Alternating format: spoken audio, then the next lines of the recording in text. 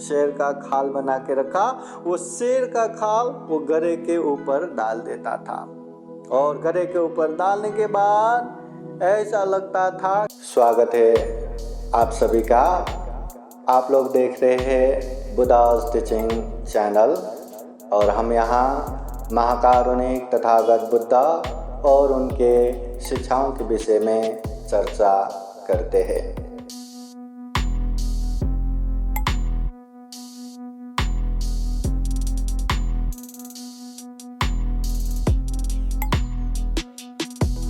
ये वर्षावास का समय है। वर्षावास में खूब पुण्य करना चाहिए, खूब धम्म करना चाहिए।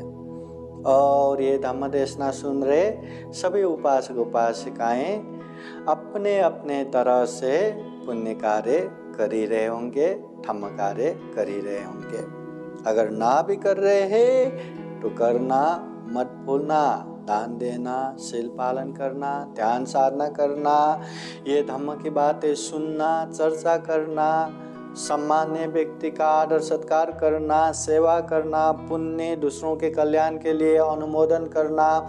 दूसरे कोई अनुमोदन करता है तो साधुकार देते हुए उसको स्वीकार करना। बहुत सारे पुण्य कर्म कर सकते हैं और करना भी चाहिए। तो यही वर्षावास के उपलक्ष्य में हम ये बुद्धा टीचिंग चैनल द्वारा हर दिन आप लोगों को धम्म देशना लेके आते हैं, या बाहर कहीं भी धम्म कार्यक्रम हुआ तो वो लेके आते हैं। तो आज हम आप लोगों को विशेष जातक कथा लेके आए हैं। तो आइए आज का ये धम्म देशना कार्यक्रम शुरू करते हैं। समन्ता चक्रवालेषु अत्र गच्छन्तु देवता सधम्मं मुनिराजः शृण्वन्तु सद्गमोक्षदं धम्मश्रवणकालो अयं वदन्ता धम्मश्रवणकालो अयं वदन्ता परितधम्मश्रवणकालो अयं वदन्ता। नमो तस्सा भगवतो अरहतो सम्मा सम्बुद्धास्सा। नमो तस्सा भगवतो अरहतो सम्मा सम्बुद्धास्सा। नमो तस्सा भगवतो अरहतो सम्मा सम्बुद्धास्सा। महाकारुणिक तथागत भगवान बुद्ध को त्रिवार वंदना। महाकारुणिक तथागत बुद्ध द्वारा देशित सुआख्यात धम्म को त्रिवार वंदना। महाकारुणिक तथागत बुद्ध के आर्य श्रावक संघ को त्रिवार वंदना। परम पूजनीय डॉक्टर बाबा साहब अम्बेडकर आज के कार्यक्रम में प्रत्यक्ष अप्रत्यक्ष उपस्थित संपूर्ण श्रद्धा संपन्न बुद्धि संपन्न उपासक उपासिकाएं, जातक कथा के विशेष धम्म देशना अंतर्गत आज भी हम जातक कहानी सुनने वाले हैं। सिंह चम्म जातक। सिंह बोले तो शेर हो गया, चम्म बोले तो ये चर्म, ये खाल। वो शेर के खाल के विषय में ये जातक है। और ये जातक कहानी हमें ये बताते हैं कि मतलब जहाँ बोलना चाहिए वहीं बोलना चाहिए, जहाँ नहीं बोलना वहाँ नहीं बोलना। और कोई भी बातें समझाने के लिए उसको अनेक अनेक अनेक मतलब सुर में लाने के लिए भी जरूरत नहीं है। अब ये जातक कथा थोड़ा ध्यान से सुनिए, छोटा सा ही है। महाकारुणिक तथागत बुद्ध श्रावस्ती के जेतवन बुद्ध विहार में रहते समय तथागत बुद्ध ये सिंह चम्म जातक का उपदेश देते हैं। और ये उपदेश कोकालिक भिक्षु के कारण उपदेश देते हैं। कोकालिक भिक्षु, अभी तथागत बुद्ध ने ये जातक कथा क्यों कोकालिक भिक्षु के कारण कहे, तो तथागत बुद्ध के समय में ये कोकालिक भिक्षु कुछ न कुछ करते रहते हैं और उनको ये भी लगा, जब ये परित्राण करते हैं, जब सुत्त पाठ करते हैं, तो एकदम सुर में लयबद्ध रूप से गाएंगे तो लोगों को अच्छा लगेगा, लोगों को पसंद आएगा। उस तरह से वो सुर से सुत्त पाठ करने की कोशिश करते थे।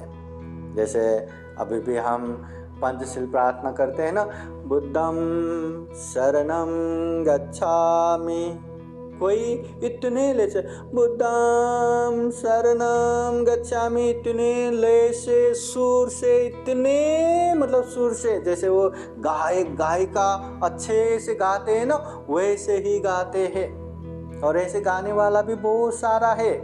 हाँ, तो महाकारुणिक तथागत बुद्ध कहते हैं धम्म की बातें है, बुद्ध के वाणी है, उसे सुर में गाने की जरूरत नहीं है।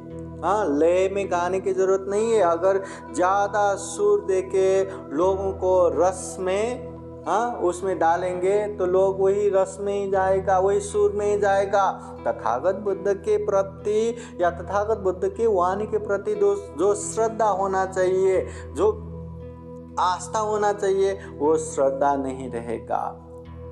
इसलिए ये बुद्ध वाणी जैसा है वैसा ही ग्रहण करना चाहिए, ज्यादा सुर में नहीं। शुद्ध पाठ करना है तो कोई ये सिंगर को गाने लगाना या कोई म्यूजिशियन को अच्छे से म्यूजिक डाल के ये परित्राण कंपोज करके दो, हम ऐसे ही परित्राण करेंगे करके वैसे परित्राण नहीं करते। और जो धम्म की बातें हम सुनते हैं उसमें बहुत ही चमत्कारिक मतलब मिराकल दिखाना ये भी ज़रूरत नहीं है। ज़्यादा उसमें लोगों को पसंद आएगा करके हंसा हंसा के एकदम कॉमेडी करके ये बताने की ज़रूरत भी नहीं है। एक बात याद है ना, अगर प्रवचन आप 1 घंटा सुनो और उसमें आप लोगों को हंसाने के चक्कर में 2 जोक्स बोलो, धम्म देशना के अंत में आप लोगों को वो 2 जोक्स ही याद आएगा। बुद्ध वाणी, बुद्ध का उपदेश कहाँ गया, बस वही जोक याद कर करके आप लोग हंसते रहेंगे। उससे क्या लाभ? महाकारुणिक तथागत बुद्ध के धम्म मिलना भी इतना दुर्लभ है, वो धम्म वाणी सुनने को मिलना भी बहुत दुर्लभ है। और वो मौका मिले और हम सुर में भी बह जा रहे और हम वो हंसने में बह जा रहे, धम्म की बातें कोरा की कोराई रहे, तो बहुत बड़ा दुर्भाग्य होता है। इसलिए तथागत बुद्ध अपने धम्म में ये जो भी सुत्त पाठ करते हैं सुर में नहीं करते, और जो भी धम्म की बातें कहते हैं उसको एकदम लोगों को पसंद आए करके एकदम अनेक तरह से उसको हंसा के या उसको जैसा पसंद है वो ऐसे भी नहीं कहते, और लोगों को पसंद आए करके एकदम चमत्कारिक शक्ति भी नहीं दिखाते, रिद्धि शक्ति भी नहीं दिखाते। अगर ऐसे दिखाने लगे तो लोग उसके पीछे ही भागेंगे, रिद्धि शक्ति चमत्कार के पीछे ही भागेंगे, धम्म किसी को देखना ही नहीं आएगा, धम्म के पीछे जाएगा ही नहीं। इसलिए तो बुद्ध ने चमत्कारिक शक्ति को तो निषेध किया है, बैन किया है कि कोई भी ऐसे चीज दिखा नहीं सकते। तो इसलिए धम्म को जैसा है वैसा ही ग्रहण करना है। और ये भगवान बुद्ध के समय में कोकालिक भिक्षु लोगों के बीच में पसंद आना चाहिए, लोगों को अच्छा लगना चाहिए करके जो सुत्त पाठ है, जैसे हम सुत्त पाठ करते हैं ना, करणीय मत कुशलेन यंतं संतं पदं अभिसमेच। अब ये बुद्ध वाणी है, बुद्ध ने जो शब्द प्रयोग करते हुए उपदेश दिया वो उपदेश सुनने को मिलना भी बहुत बड़ा पुण्य है। अभी वो शब्द को हम अनेक तरह से संगीतबद्ध करके, लयबद्ध करके, सुरबद्ध करके वो पाठ करेंगे तो बुद्ध वाणी तो अलग ही रहेगा, वही सुर, वही रस, वही स्वर के रस में ही मस्त रहेगा, मग्न रहेगा। इसलिए तथागत बुद्ध ऐसा करना नहीं चाहिए, ये उपदेश देते हैं। तो कोकालिक भिक्षु ऐसा कर रहा था।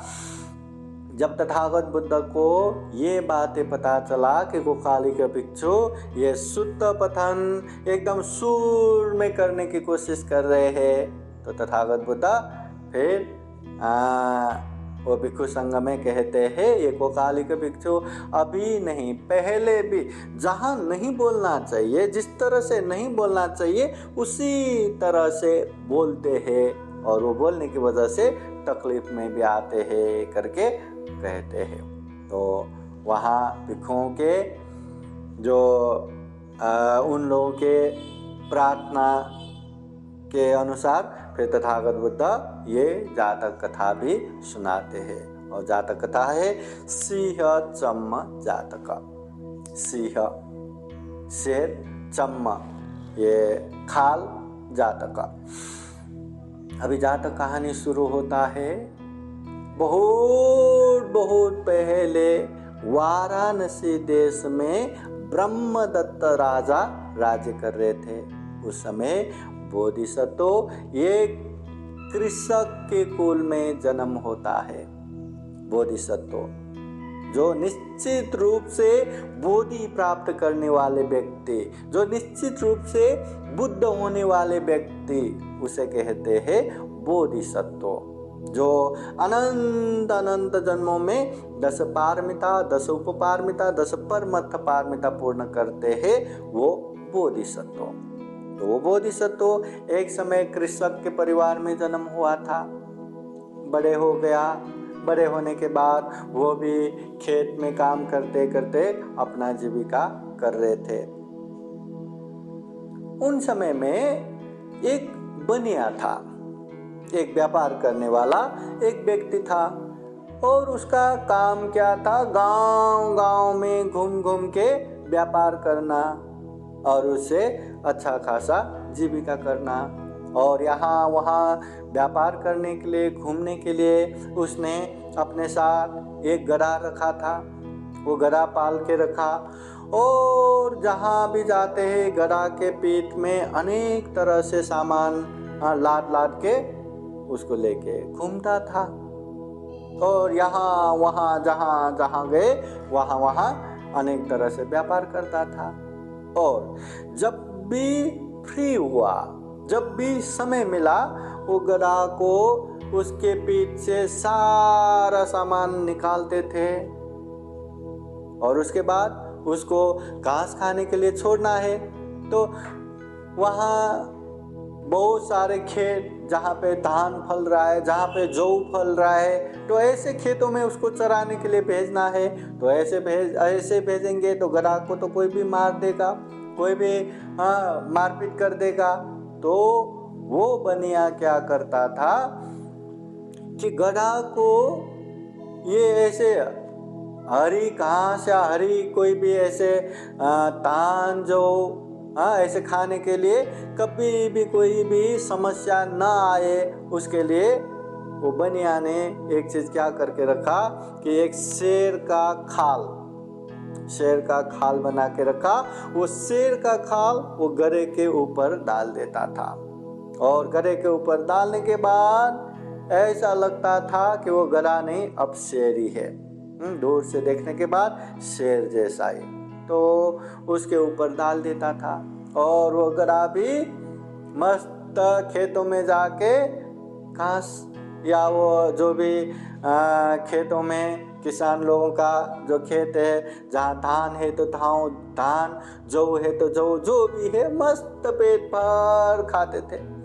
अभी खेतों में रखवाली करने वाले लोग रहते हैं, और दूर से देखते हैं तो अरे वहाँ तो शेर आया है। अभी शेर के सामने कौन टिकेगा, शेर के सामने कौन खड़ा हो जाएगा। अरे शेर आया करके सारे लोग वहाँ भाग जाते थे। तो गधा मस्त खा पी के जितना खाना है उतना खा के आराम से फिर अपने मालिक के पास लौट आता था। इससे गधा को भी आसान हो गया, कोई बाधा नहीं, कोई उसको न गाली देगा, न पीटने आएगा, न भगाने आएगा। आराम से पेट भर के खा लो। और इधर बनिया को भी बहुत आराम कि घरे मस्त खा रहे, मस्त अपना सामान लेके जा रहे, उसका भी अच्छा खासा व्यापार हो रहा है और घरे को खिलाने के लिए पैसा भी नहीं लग रहा है, बहुत अच्छा हो रहा है। तो इस तरह वो बनिया यहाँ वहाँ गांव घूम के व्यापार करते रहे। एक समय जिस गांव में बोधिसत्व रहता था, घूम फिर के वो बोधिसत्व के गांव में आ गया। और वो गांव में आने के बाद सुबह सुबह वो ग्राम द्वार के पास, वो गांव का जो द्वार है, वहाँ पास में बैठा, घरे का सारा सामान निकाला और वो अपने लिए भी खाना पकाने लगा। तो यही समय में चलो ग्राहक को भी थोड़ा खाना खाने के लिए, घास चरने के लिए भेज देते हैं करके उसके ऊपर जो शेर का खाल है वो चराया। वो खाल चराने के बाद तो ऐसा लग रहा था जैसे कि शेर ही है, तो उसको भेज दिया किसानों के खेत में। अब किसानों के खेत में जाके वहाँ धान खा रहा है, वहाँ जौ खा रहा है, जो किसानों ने मेहनत से बोया है वही खा रहा है। और वहाँ रखवाली करने वालों ने देखा, अरे सुबह सुबह कहाँ से शेर आ गया, वो लोग भी इधर उधर भागने लगा, दूर दूर होने लगा, अभी खेतों में खाने लगा। तो क्या करे, तो वो खेतों के रखवाली कर रहे लोग अपने घर में गया, गांव में गया और कहने लगे कि वहाँ खेतों में शेर आया है। तो शेर आया है तो सारे लोग जमा हो गए, अरे अपने गांव में शेर आया है तो अपने बच्चों के लिए खतरा न हो या परिवारों के लिए खतरा न हो, वह इंसान के लिए खतरा न हो, इसको तो भगाना पड़ेगा। चलो अभी सब लोग मिलके भगाएंगे। तो सब लोग मिलके बाहर आ गया। किसी ने आयुध लिया, जो जो शस्त्र अस्त्र मिलता है वो हाथों में लिया। किसी ने शंख ले लिया, शंखनाद करते करते गए। किसी ने ढोल लिया, ढोल बजाते बजाते गए। बस जैसे भी हो शेर को जंगल की तरफ भगाना है। तो ऐसा करते करते वो खेत की तरफ आ गया। खेत के नजदीक आके सब लोग चिल्लाने लगे, सारे लोग चिल्लाने लगे।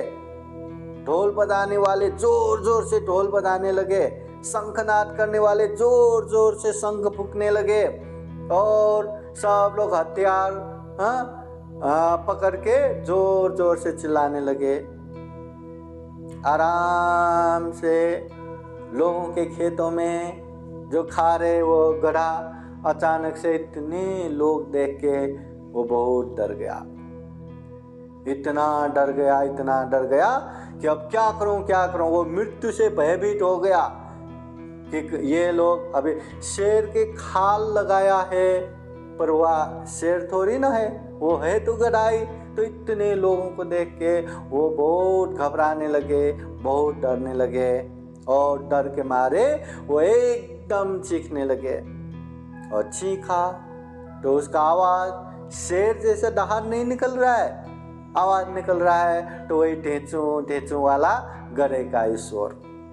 तो ऐसे अचानक से गधे के शोर वहां आया तो सारे लोग, अभी वो तो चिल्ला रहे, ढोल बजा रहे, शंखनाद कर रहे, पर उसमें बोधिसत्व किसान भी था जो पंडित था, समझदार था। तो उसने सारे लोगों को शांत करके, अरे सुनो आवाज, और ये क्या है सुनो, ऐसा कहते हुए एक गाथा द्वारा बोधिसत्व कहते हैं।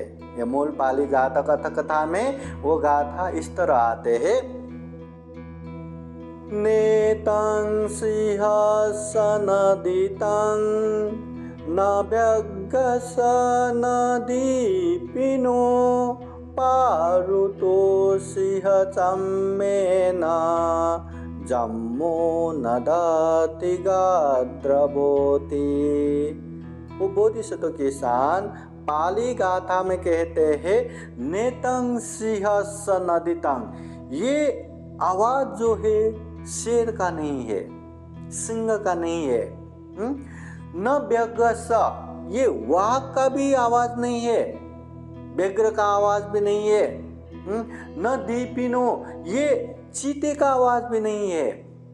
ये जो शेर चिल्ला दहाड़ रहा है, ये जो आवाज सुनाई दे रहा है, न ये शेर का आवाज है, न ये वाघ का आवाज है, न ही ये चीते की आवाज है। पारितो सिंह चम्मे न, ये तो शेर के खाल ओढ़े हुए, जम्मू नदति गद्रपो, ये तो गधे का आवाज है। शेर के खाल ओढ़े हुए एक गधे का आवाज है। ये आवाज शेर का नहीं है, ये आवाज बाघ का नहीं है, ये आवाज चीते का नहीं है, ये तो गधे का ही आवाज है। ऐसा कहने पर सारे गांव के लोग सुनते हैं, ध्यान से सुनते हैं, तो सही में वहाँ तो टेचू टेचू वाला गधा का ही आवाज आ रहा। तो सारे लोगों ने जान लिया कि ये तो शेर नहीं है। अरे शेर नहीं है, शेर का खाल पहन पहन के इतने आराम से हमारे खेतों का ये धान खा रहे थे, जौ खा रहे थे, चलो चलो चलो मारेंगे मारेंगे करके सारे लोग उसके पीछे गए।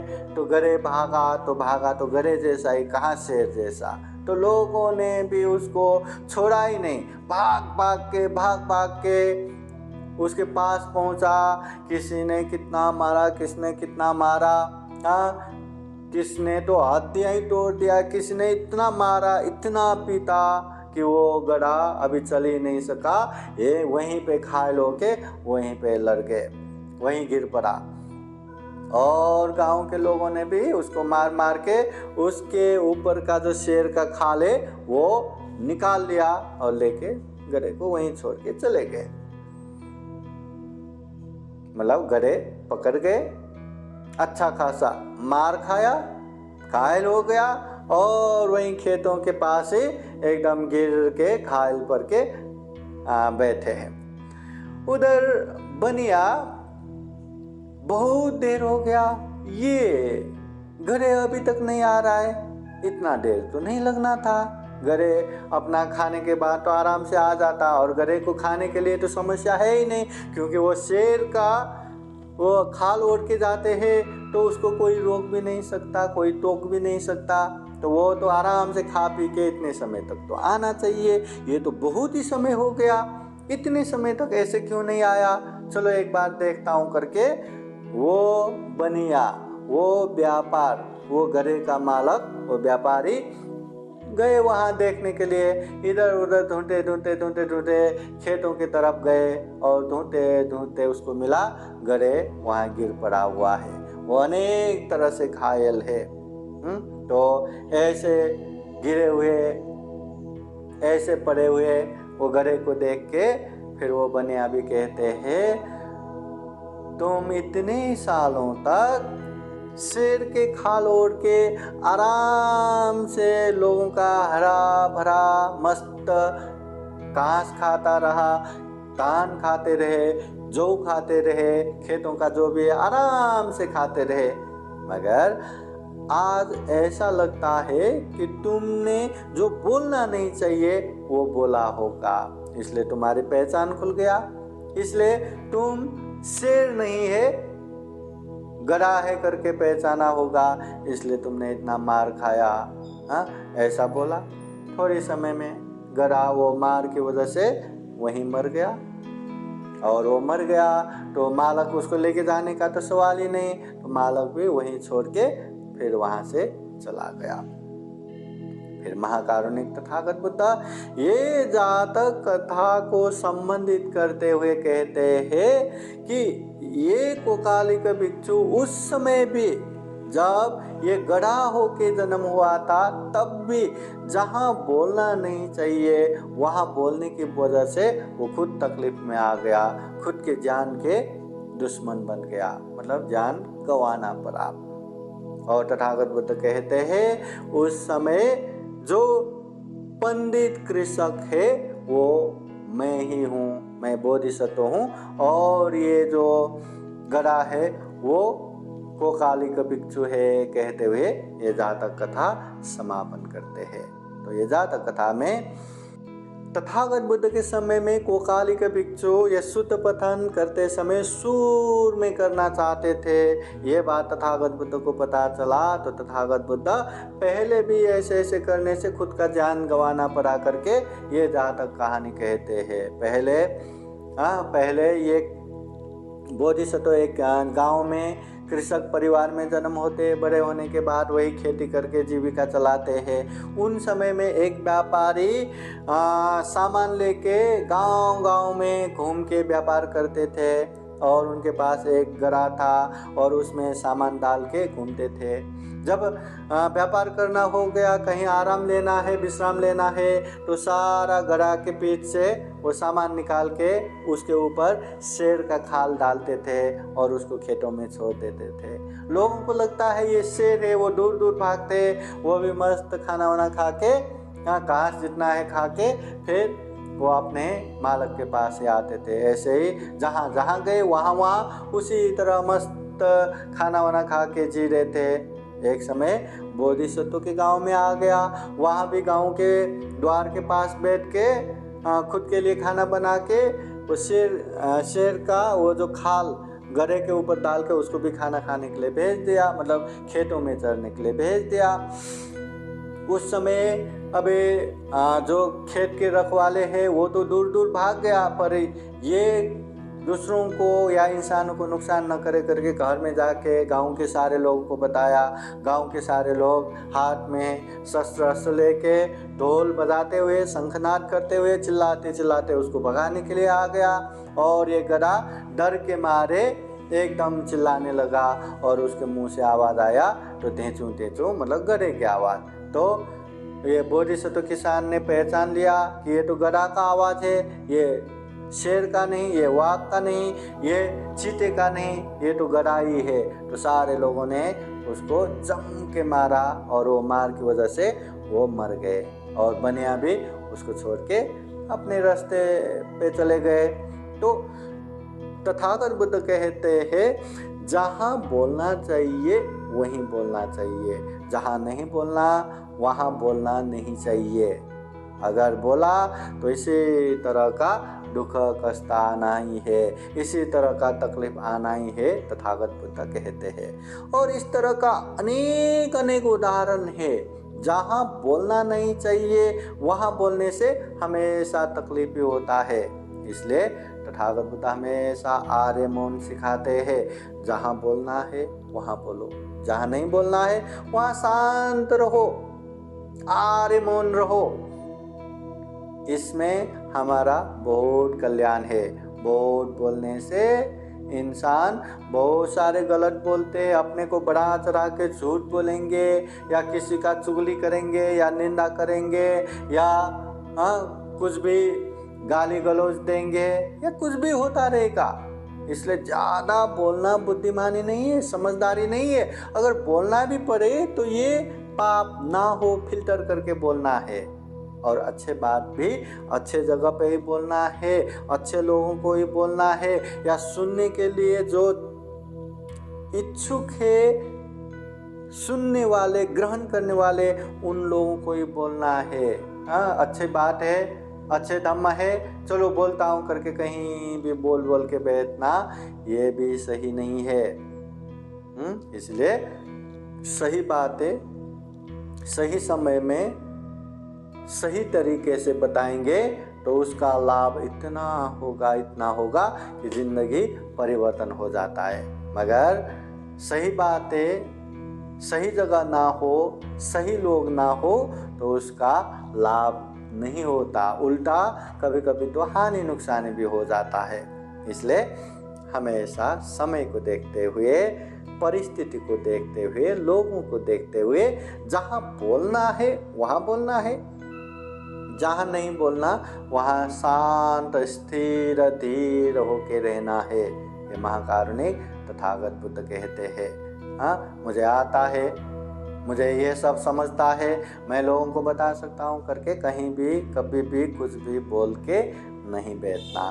और ये धम्म की बातें शुद्ध रूप में उसको ग्रहण करना चाहिए। धम्म में इधर उधर से उसमें ऐड किया तो ऐड किया वाला वो एक्स्ट्रा ही लोगों को याद आ जाएगा, धम्म तो कहाँ कहाँ चले जाएगा। इसलिए ये बुद्ध के धम्म में भी अनेक तरह से संप्रदाय बन गया। नहीं, ये समय के हिसाब से ये भी ऐड करो, वो भी ऐड करो, इस तरह से उस तरह से। अब परित्राण या शुद्धपन करेंगे तो म्यूजिक के साथ, बाजा के साथ, ऐसा भी करते। हाँ, धम्म में ऐसा भी करने वाले बुद्ध धम्म भी है। हाँ, वो महायान में ऐसा आता है, मगर उससे लोगों को भले ही अच्छा लगे, लोगों को कुछ समय के लिए आनंद भी मिले, मगर बुद्ध के वाणी को ग्रहण करके पूर्णतः जड़ से क्लेश मुक्त करके दुख मुक्त होने के लिए बहुत दूर हो जाएंगे, बहुत ही देर लग जाएंगे। इसलिए धम्म को जैसा है वैसा ही ग्रहण करना है, जैसा समझता है वैसा ही पालन करते जाना है। मुझे नहीं समझता करके वो धम्म को परिवर्तन नहीं करते, वो विनय वो धम्म को अलग नहीं कर सकते। मुझे इतना समझ में आता है मैं पालन करूँगा, दूसरे को और ज़्यादा समझ में आता है तो वो और ज़्यादा पालन करेगा, इस तरह से। तो ये धम्म महाकारुणिक तथागत बुद्ध के धम्म को हमें अच्छे से सुनना है, जानना है और खूब अच्छे से परिचय करके अच्छे धम्म को अच्छे से पालन करना है, हमारा कल्याण होगा ही।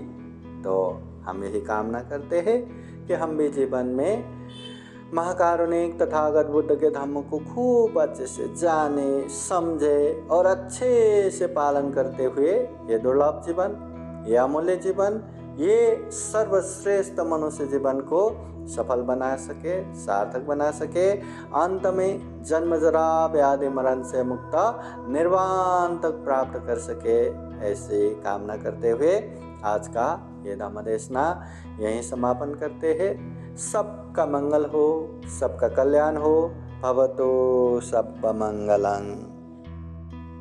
धम्म देशना के अंत में आप सभी को बुद्धवाणी पाली गाथा द्वारा आशीर्वाद देते हैं। आप सभी के जीवन में बुद्ध का आशीर्वाद रहे, धम्म का आशीर्वाद रहे, संघ का आशीर्वाद रहे। सब्बेतियो विवजन्तु सब्बरोगो विनाशतो माते भवतु अन्तरायो सुखी दीर्घायुको भव। भवतु सर्वमङ्गलं रक्षन्तु सर्वदेवता सर्वबुद्धानुभावेन सदा सोते भवन्तु ते। भवतु सर्वमङ्गलं रक्षन्तु सर्वदेवता सर्वधर्मानुभावेन सदा सोते भवन्तु ते। भवतु सर्वमङ्गलं रक्षन्तु सर्वदेवता सर्वसङ्घानुभावेन सदा सोते भवन्तु ते। एचितं पाचितं दुह्यं क्षिप्रमेव समेचतु सपे पुरन्तु चेतसङ्कप्पादन्दोपन्नरसो यथा। आयु आरोग्य सम्पाते सर्गसम्पातिमेव च अतो निब्बान सम्पाति इमिनाते समेचतो। साधु साधु साधु। बुद्धं नमामि, धम्मं नमामि, संघं नमामि। सबका मंगल हो, सबका कल्याण हो, सुखी हो, सुखी हो, सुखी हो। साधु साधु साधु। बुद्धं नमामि, बुद्ध को नमन करता हूँ। धम्मं नमामि, धम्म को नमन करता हूँ। संघं नमामि, संघ को नमन करता हूँ।